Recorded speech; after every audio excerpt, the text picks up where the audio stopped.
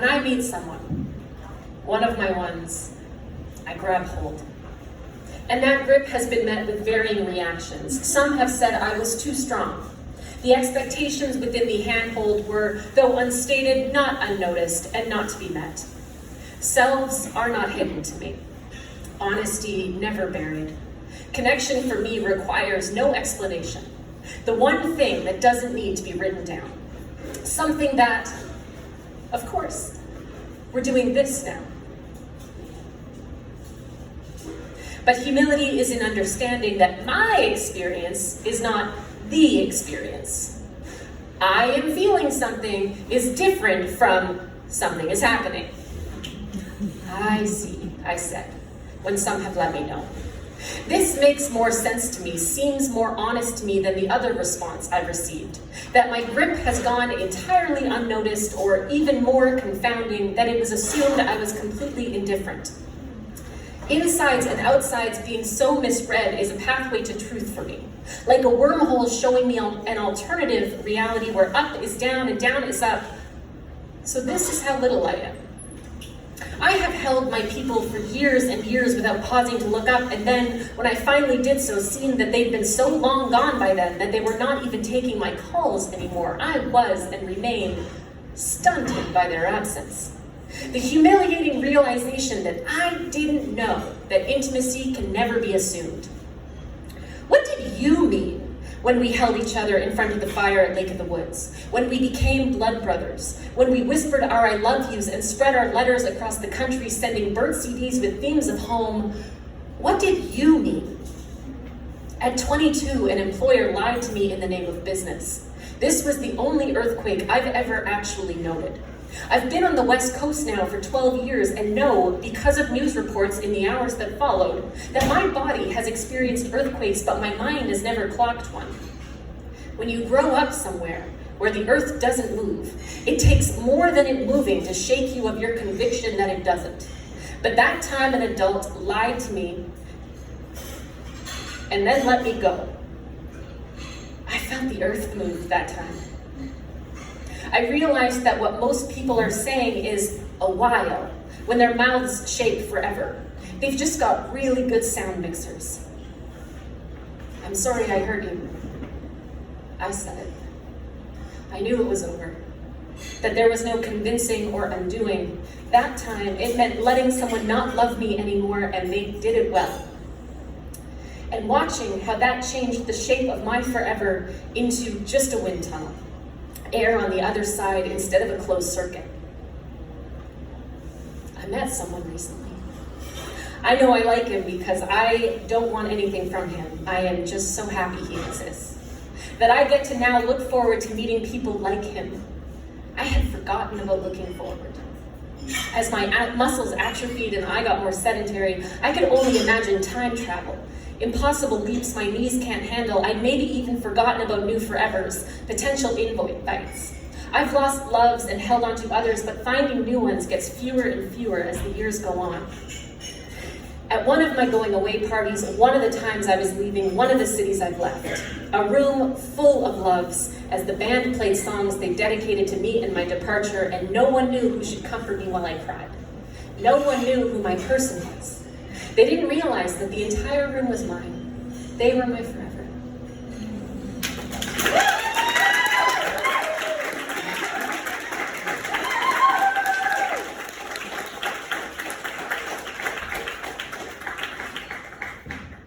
I used to force poems out of me like the literary equivalent of wearing Spanx.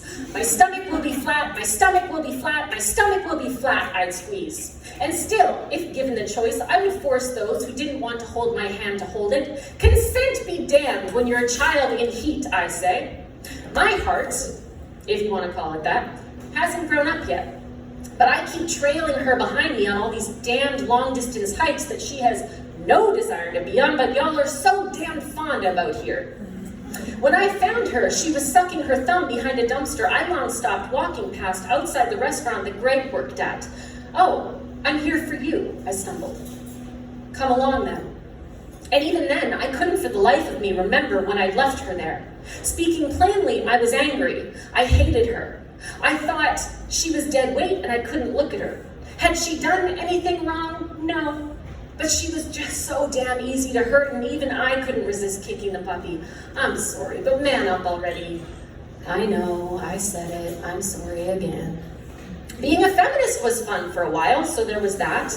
Then there was poetry. Then everyone stopped playing, and the stage seemed to be saying that it was time to grow up. You still want to play dress-up, Stephanie Tinsky said to me on the yellow carpet in the basement? No one does that anymore.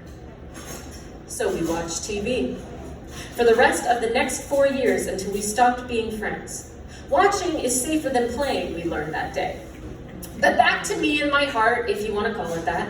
When everyone stopped playing with us, it was just me and her and I, and neither of us wanted to go it alone with the other. Oh, don't get me wrong, she would have had me, but I couldn't look at her. So instead, I adopted a cat.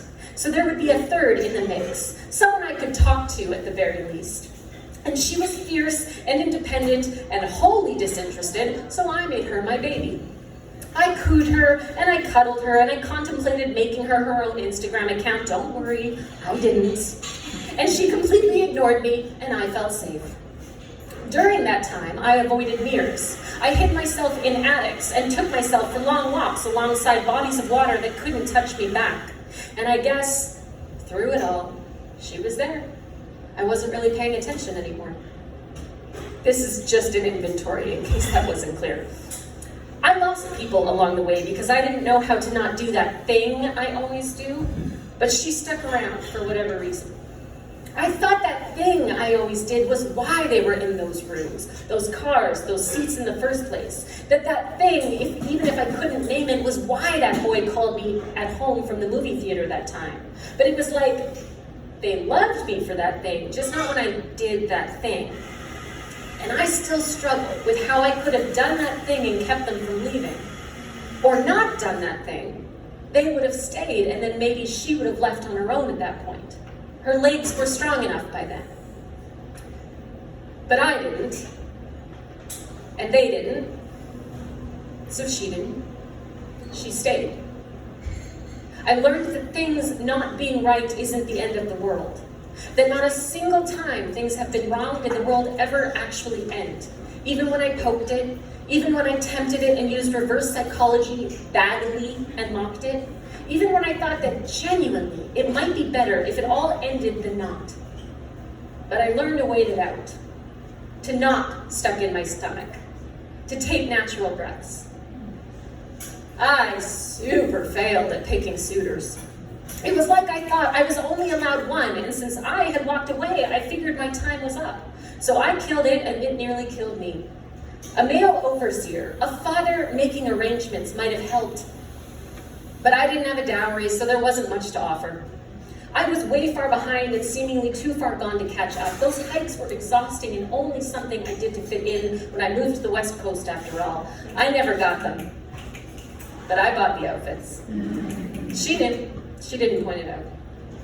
I watched terrible movies again and again, and it was nice. Until it wasn't. The cat died, and eventually it was just me and her again. And sharing space got a little easier. She became less needy and I became less cold. We figured out cohabitation, and I remembered things not being right doesn't have to be this big thing. Or it's possible that I could just be in it at the moment of this telling, and that the world will in fact be ending tomorrow. But regardless, the way it is now is her and I sit around and watch thunderstorms together. We don't have to talk much. Her with her juice box, and me with my wine. And it's just me and her and I.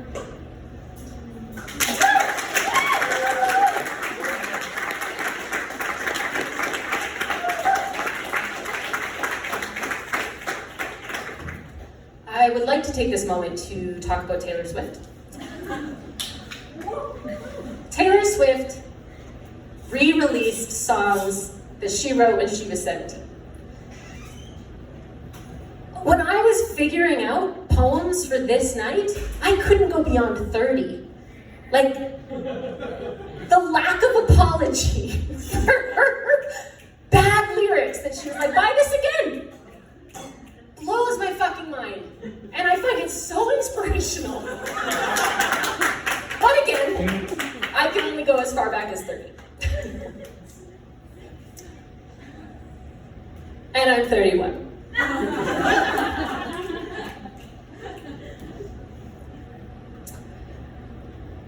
There's books I'm not ready to read, but I have left on my shelf for years. They act as physical aspirations. One day, I will have read that. One day, I will have done that. One day, I'll be that. Right from within the poem, I tell myself, right from the center. You don't have to see it or point to it or feel it. Be there.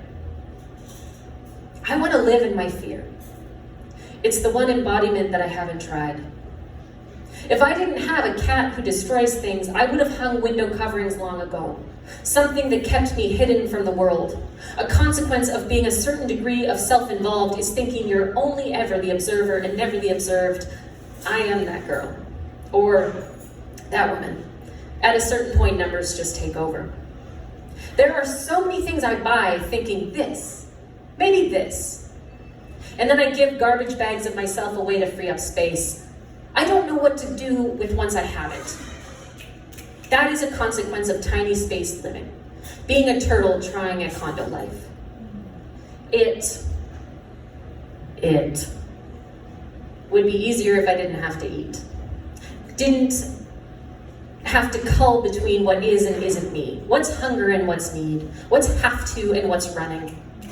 To the writers out there, profundity is rather easy when you ignore plot, you know?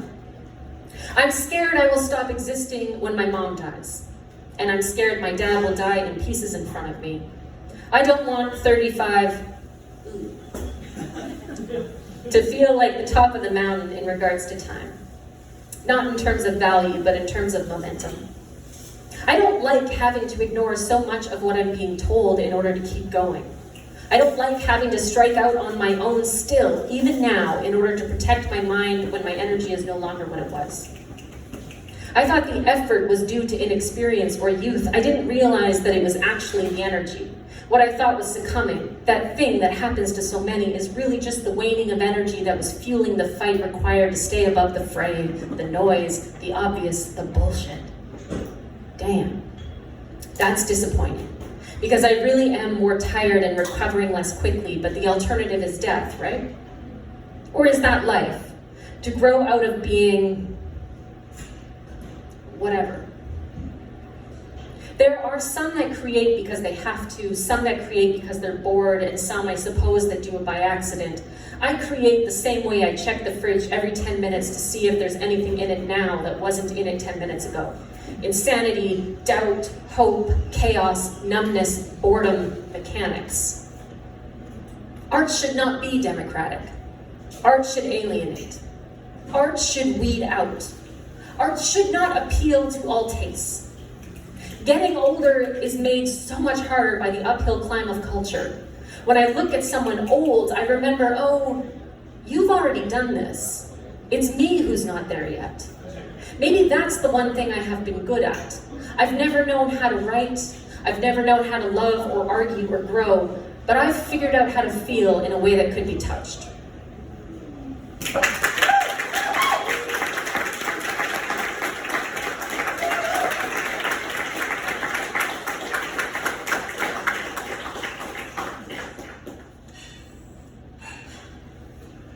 I judged those who I would look like, those who went before me. I judged those who had gotten where I hadn't gone and done things I hadn't done. They knew things I couldn't know, and yet I judged women for not doing it the way I thought it should be done. I am now at the lip of the journey I claimed not to need to walk to know how it should be traveled. Before my face had lines, I took to the stage easily. I put myself in front of judgment because it was something I understood. Judgment did not scare me, and I had come of age with it.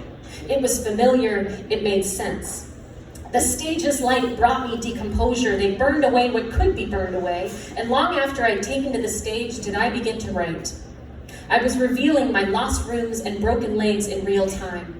I was asking an audience to baptize and confirm me. I was giving a room full of strangers keys to a kingdom I owned but did not possess, had never stepped. I was on the outside asking to be let in. Every eyeball acting as a sunbeam on a garbage bag. I was spilling open, and I could not clean myself up. I was bad at being young. I will be good at being old. I think being human is really hard. I think we do an excellent job of making it even harder. This wound that we carry is not our own. Those that passed it on were merely passing on what they were told was their duty to. My father told me he wonders if he has failed knowing his children will not have children. When my heart could still break, that was enough. I am willing to risk rudeness to interrupt. I am grateful to have been burned. I am having one hell of a time culling between what is and is not mine to carry. We were told to hold on, to clean our plates, to be grateful for our vegetables. Our grandparents knew rationing for good reason. I'm wondering if the time has come for us to open our fists. There are so many words that we are using incorrectly, so many labels to identify lack, disconnect, wanting. I spend time with my lines now, with my creases and folds. I wonder how humans have survived as they have, when I've been conditioned so quickly out of knowing how to eat, sleep, and poop without a nap. I wonder why the instinct to give up control is still what it is. If politicians have taught us nothing, surely it is that there is no tribe to get kicked out of anymore. Everyone will be accepted somewhere. As a kid, I didn't know about pauses. As a young adult, I knew only to avoid them. When I started sensing breaks, something in me unfolded, and everything I'd forgotten flooded in. Even now, I am still rooting through the newly found old things that are looking for attention, seeing where it will all fit. I want to allow things to become old. I want to accept that with use, things wrinkle and fade. I want to know viscerally that a world without used bookstores would hurt. Letting go of the story I felt entitled to tell and the face that got me the audience, I am watching emptiness. Everything I was taught was wrong. I've never known how to love, but I did. I've never known how to be loved, but I was. Stepping into myself and seeing only shaken dirt, realizing that it's bigger than me, what's wrong. Letting go of any hopes for stability. Letting go of any regret at my own judgment, accepting absence as an answer. Realizing that my feet will not find solid ground is enough.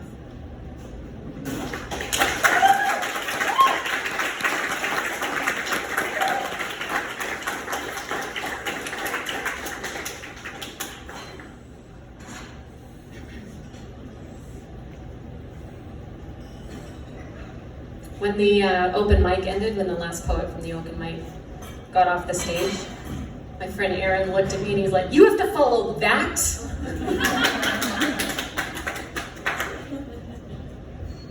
So, just to say that. Thank you for all the poets on the open mic tonight.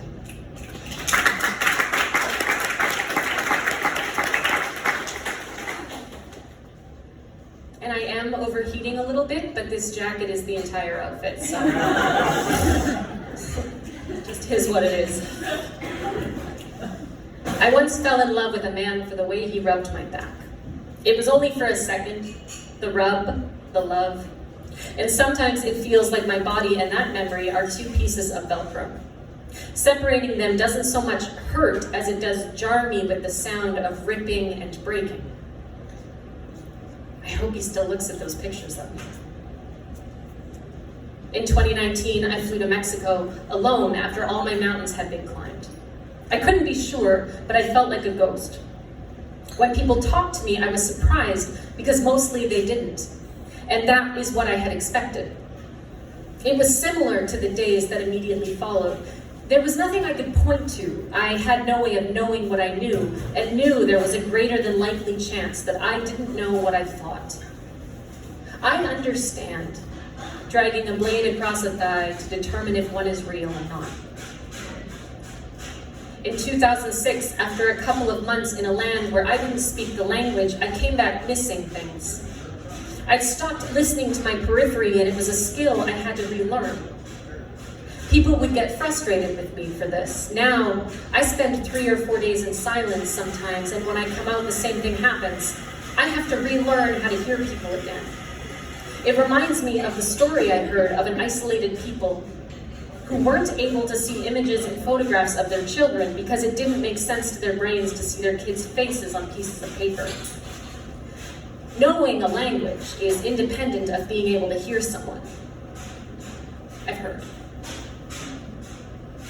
He was annoyed that when he offered me a sip of water, I said yes, instead of just getting my own. He didn't realize that I never wanted water. I just wanted to sip from his cup. We'd each come to know this compromise as all there was, and then ran each time we got it. Bear traps and sprained ankles are all I've ever known. I don't know how else to explain my propensity for falling. I've struggled with my own 2 feet for over a decade now. I so often seem to think I can wrap my arms around another's waist and expect to fly. Coming to in a heap on the floor with no recollection as to how I got there is a regular occurrence for me. When I started baking, it was surreal to me how different an end result could look from its beginning, how one thing could transform into another. I wanted that for us. I wanted us to be unrecognizable from the parts we were built from. For us to land somewhere other than where we were headed. I don't want to give up on magic, but maybe I need to change my definition of it. I think I forgot that even magic would have to follow certain laws. I guess I'd been hoping for anarchy, a way to make sense of the senseless.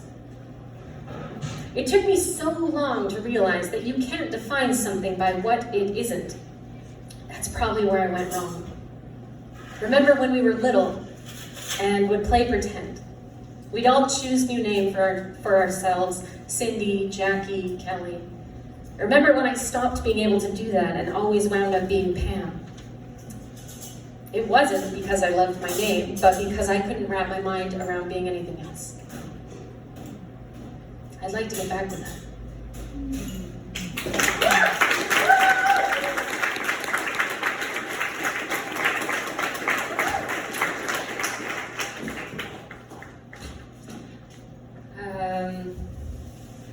Rereading my writing is uncomfortable to me in the way that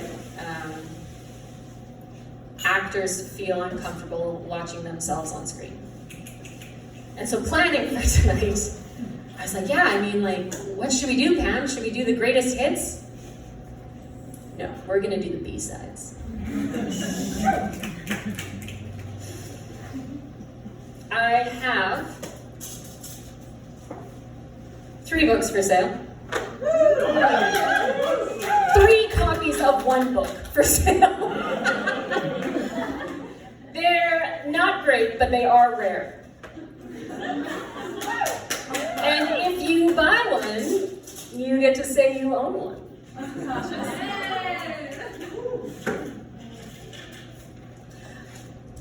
I feel for the men who lost me, for the ones who let me go, for the ones who only ever realized too late.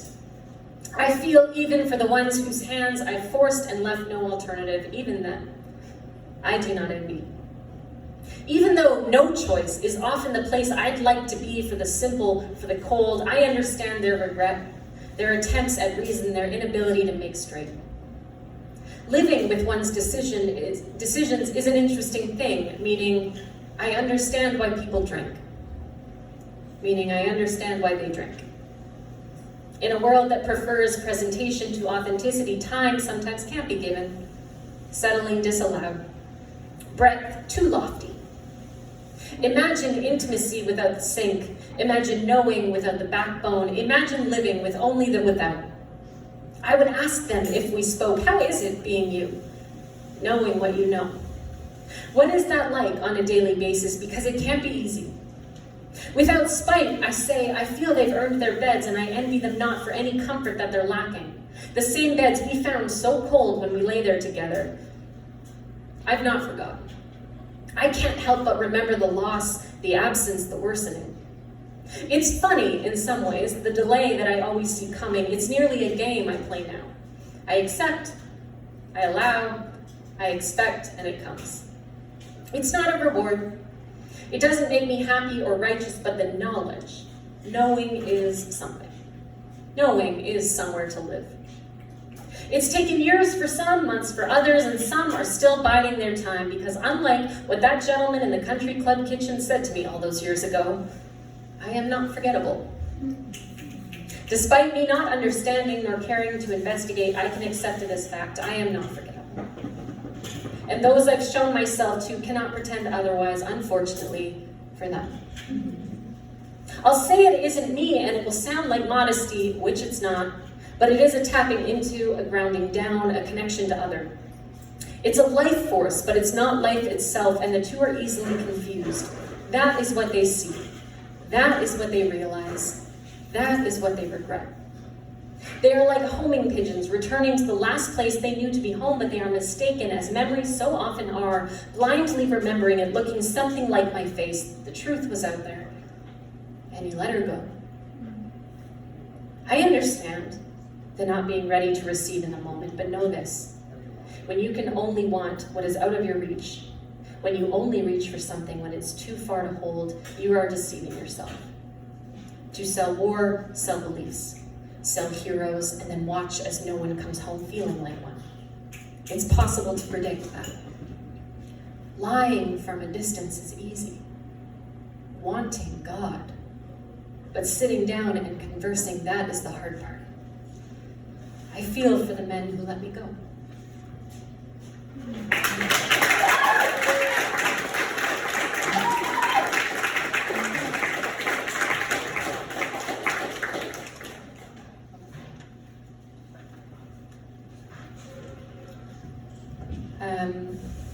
This is my last one. Just from the bottom of my heart, thank you for having me. Thank you for coming.